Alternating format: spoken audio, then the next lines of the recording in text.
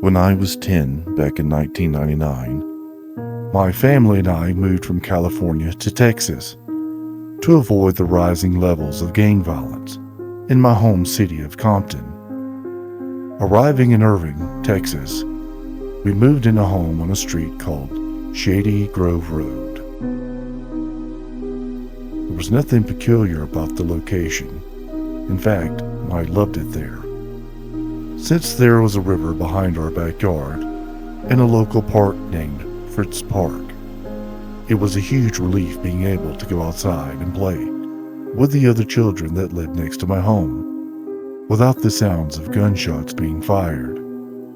One of the boys I met became my best friend and would tell me about the old farm being haunted that was on the field behind our houses.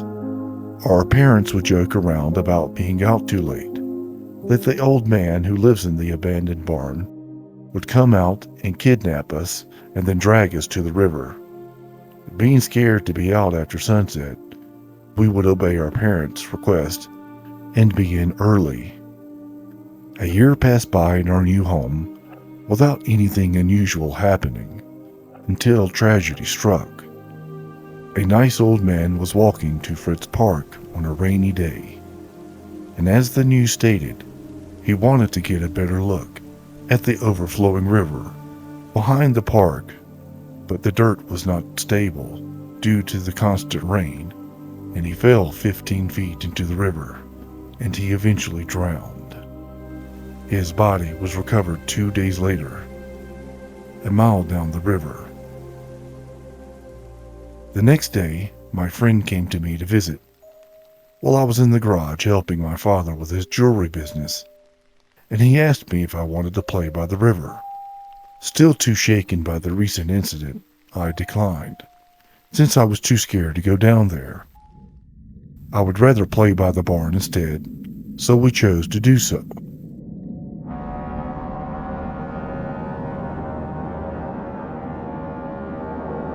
After an hour or so playing near the barn, and in the woods, curiosity got the best of my friend, and he started walking towards the river. I began running towards him, and he stopped, and as he was looking at the tree line on the other side of the river, he turned around and said, "Did you see that?" Confused, I asked him what he was on about, but he just kept saying, "You didn't see it?" I told him to stop playing around because it was not funny anymore, and it was getting kind of creepy.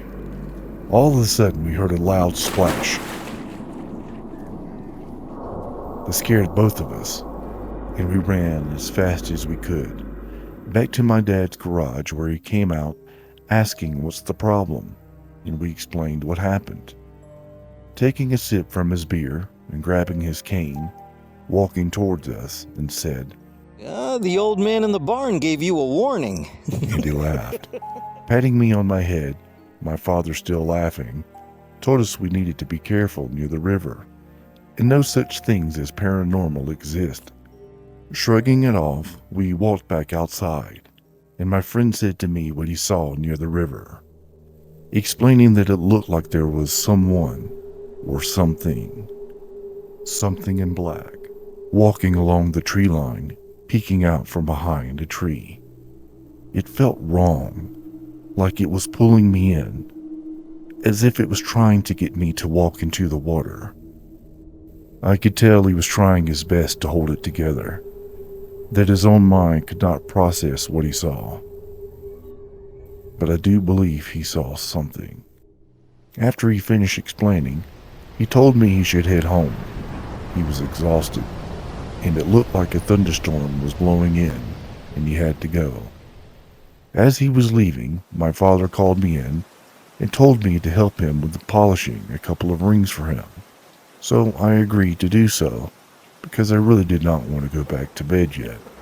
Once I was finished, the thunderstorm was in full swing. The rain was pouring down in buckets. The lightning filled the night sky, and the thunder was very loud. My father, not wanting me to stay up longer, told me to go in the house, since it was already 10 p.m., and the weather was so bad, I agreed, and told him good night as I opened the door to the garage, getting the courage to run a few feet to the back of the house. Going against my father's orders to go to bed, I decided to stay up and play my Nintendo 64 until I fell asleep. Waking up and checking the time, it was 3 a.m. Still hearing the Corkery Forest theme song, I got up to a drink of water. I grabbed a chair and used it to get up the sink and looked out the window and saw the door to the garage open. Since the rain had stopped, I decided to check on my father. Walking outside and the garage door in the chilly night, I peeked inside and saw my father asleep on his desk, using his arms as pillows with his face down due to all the beer he consumed. I noticed he was soaking wet, and I put my blanket on him, being too lazy to wake my mother up and tell her to help me bring him inside. I just closed the door so the cold wind would not bother him. Heading back inside and finally getting a drink of water, I sat on the chair for a bit, thinking of what my friend said he had saw, and eventually laughing about it. Getting back up to my cup in the sink, I looked out the window and saw the garage door was open again. Frustrated, knowing I had closed the door completely, there was no way it could be open with just the wind. So I headed back outside and grabbed the garage door, but to my surprise, saw my dad was not there, only my blanket that was on this chair. Confused, fully awake at this point, I called out to my father, and I got no response, besides the wind. Looking down at the desk, I saw there was water dripping down from his bench, and the chair where my father used to be asleep. Looking around, the light started flickering on and off. Freaked out, I ran outside, and to my surprise, I saw a dark, shadowy figure walking out of the barn, heading towards the woods.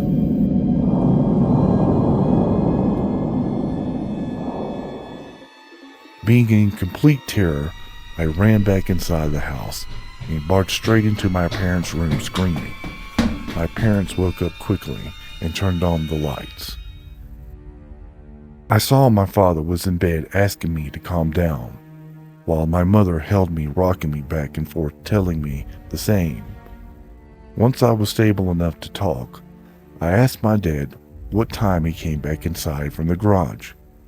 With a confused look on his face, he replied, I came in right after you left.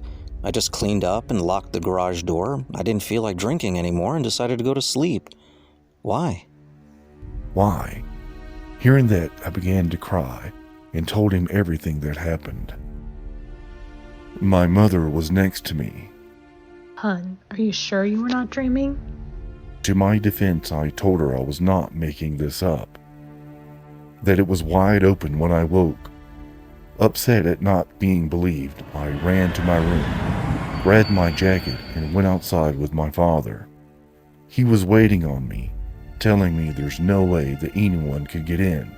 It was locked. With a childlike defiance, I said fine, then opened the door, and he gladly did so. Upon opening the door, turning on the lights by the entrance, to my horror, I ran back to the door of the house screaming, I told you I'm not dreaming. My mother started questioning me, saying, what was it? What was wrong? Paralyzed by fear and unable to speak, my mother went out and took a look for herself. I started getting up on the chair by the kitchen window, looking out. I could see my dad scratching his head, and there was a surprised look on my mother's face as she looked around, too scared to go in the garage. My father stepped inside and looked around, coming back out with my wet blanket, locking the garage door and coming back into the kitchen door next to my mother. My dad asked me how my blanket got in the garage and why is it wet, and I explained again what had happened. Interrupting me, my father asked me to go to bed. that he and my mom will deal with this. Walking to my room, I closed the door just enough to leave a crack and eavesdrop on what my parents were talking about.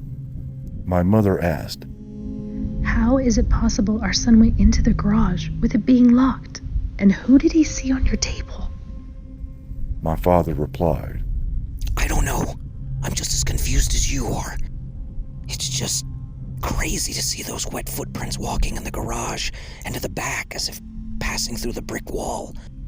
And how did our son's blanket get in there? I don't remember seeing it when I left, and I wasn't even drunk. My mother asked, You don't think this house is haunted, right? I don't know. I just don't know. Some time had passed with no new incident. I honestly started questioning myself despite the evidence. Maybe it had been some weird nightmare. We slowly started getting back into our normal routines. Life on a small farm can keep you busy. It has its own kind of charm. Waking up early that morning, as the sun started peeping above the ridge, I started getting dressed for my daily chores. We had a small chicken coop on the back, where I would daily feed the chickens and grab any eggs that had been laid. I actually enjoyed it. I even looked forward to it. Whistling with my basket in tow, heading towards the chicken coop, it began to occur to me the closer I got, the more eerily silent it was. Typically I hear the chickens clucking and pecking the ground, scuffling about. But this time there was nothing. My pace started to slow down as I got closer. None of the hens were even out of the small shed, not even Billy or Rooster. The ground was soaking wet, despite it had not rained for a couple of weeks. My heart was in my throat, and cautiously opened the small latch door. Once inside, the first thing that hit me was the smell. It was overwhelming, and I quickly held my breath. As my eyes adjusted in the dim light, I almost could not comprehend what I was seeing. All of the chickens were dead. Not just dead, but decayed and sopping wet, as if they had been at the bottom of a stagnant pond for weeks, despite the fact I literally just checked on them the day before. My father came and investigated. There were no real signs as to how they died, or how it was they were in a decayed state in such a short amount of time. It was off-putting to say the least. It left us with an uneasy feeling. We were silent within our own thoughts for most of the remainder of the day, simply doing our task beforehand in an almost zombie-like state. Time ticked away and passed. The sun began to hide, making the shadows crawl like fingers on the valley below and come alive. Walking back home with my dad, he said, Son, what happened there in the chicken coop? Let's keep that to ourselves. I'm in no hurry to upset your mom, and honestly, I am not even sure what I could say. I locked eyes with my dad and nodded in agreement. I tried having the mindset everything was normal before seeing my mom. Walking in, the smell of home-cooked food gave me comfort. I honestly almost felt normal. Having no clue of our mood, Mom asked us how our day was. We both gave the generic response, it was good. We did not do our typical small talk, and I guess our mannerisms were off too. She just stood there waiting, with a hand towel, as if to say, okay, so anything else? There was a brief moment of silence and awkwardness. Mom resigned, just said, well, dinner's almost ready, and told us to wash up. My dad and I could not have walked out of the kitchen fast enough. I took my time cleaning up. Mostly I was in deep thought of this morning, having questions that had no answers. Staring into the mirror as if my own reflection could help me out, I began to wonder if what happened months ago had somehow tied into this. Shaken a bit, I had to shake it off, and went back to the dining room table. My dad was still not there. I guess he needed more time than I did. Mom, sitting at the table smiling, said, Wow, you boys must have had a really long day. I don't think I've ever had you boys take so long cleaning up when dinner's ready. Doing my best fake smile and chuckle, Dad just walked in. He saved me that day because I'm pretty sure I was not convincing. He kissed my mom on the forehead and sat down. For the time being, with warm food going into our bellies, we really did start to lighten up. While I was making my mashed potato mountain, I could hear a thunderstorm rolling in the distance. I looked up at the window and just focused on the dark, ominous clouds. I snapped out of it and saw my mom staring at me, waiting. Huh? What? I'm sorry, Mom. What were you saying? The eggs. You did not bring them in today. You didn't forget again, did you? Her question took me by surprise so abruptly, I just instantly froze. It was like I had forgotten how to speak. I don't even think I was breathing in that moment. Dad, sensing my fear, jumped in and gave me that look of disapproval. Son, I told you 1,000 times, get the eggs in before noon. He gave me just enough time to regroup, and I said, smiling, I'm sorry, you know how distracted I get. I didn't even hear Mom talking to me. We gave our best fake chuckle. I'll get them in first thing in the morning. Turning to look at my mom, mid-chuckle, it was clear she was not in the mood. She sat her fork down slowly, and with a very serious voice said, Enough. What's going on with the two of you? Both of you have been weird since you've gotten home. In 30 years, John, that's the first time you passed the kitchen without trying to grab some food. And not once have either of you taken that long to clean up. There was dead silence, other than the thunderstorm getting closer to our house. My dad spoke up. Darlin', this morning at the Suddenly, there was a tapping sound at the kitchen window. In unison, we all looked in that direction. It was dark. We could see only the reflection of the inside. Just brief moments of flashes exposing the outside.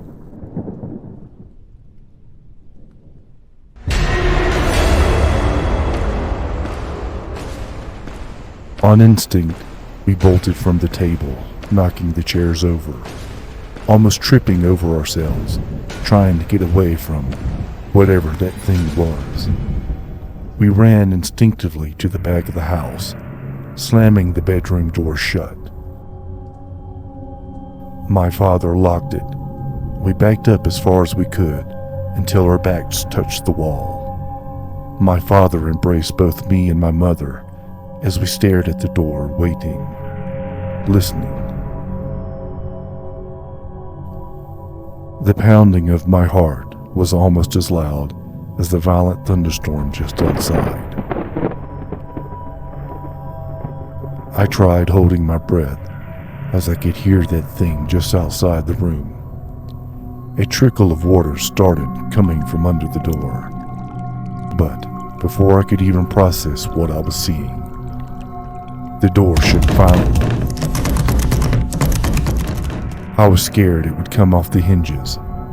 Suddenly, my father stood up in an instant. What do you want? What do you want from us? Let's play. I promise we won't go out to the river. We won't go to the barn. You have my word. Just please, leave my family alone.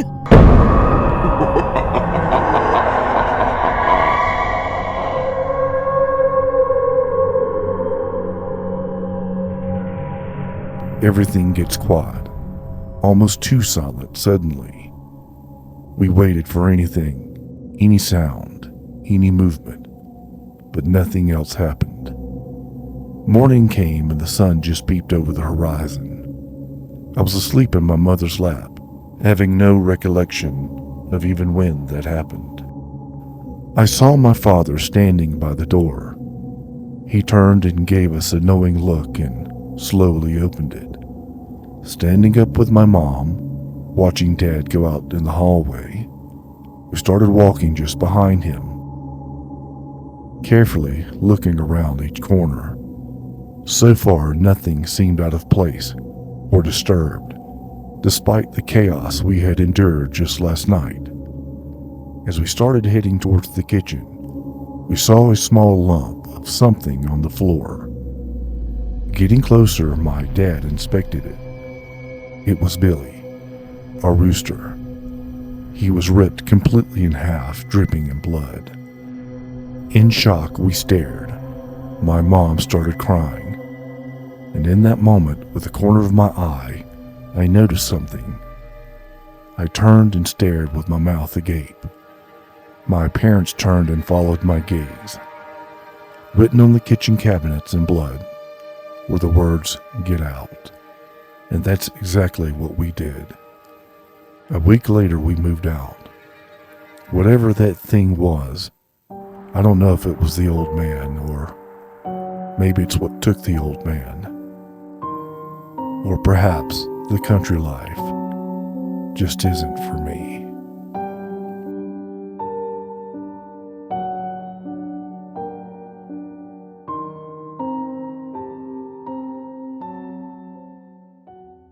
Hello, my grim brothers and sisters. I hope you enjoyed my new video as much as I enjoyed making it. I was told you guys really like it when I communicate with you personally. So that is exactly what I'm here to do. I would like to reach out to all of you Grimmies in search of some new scary stories I could bring to life. The more in depth and detailed the story, the more apt I am to use it. No matter how many special effects I add, nothing beats a really good story. Honestly, I find that to be the most challenging part of making my videos, is trying to find a half-decent story. A story that would do well on the big screen, or rather, your phone. I wish the Star Wars directors had gotten the memo on that one. Also, I have a new email, and I will provide the link below for it. You can submit your story or stories, and I promise I will read them all. Lastly, if you're new to the channel and enjoy what I create, why not become a part of the Grim family? We would love to have you. And if not, well, there's always some funny cat videos. The prophecy is true.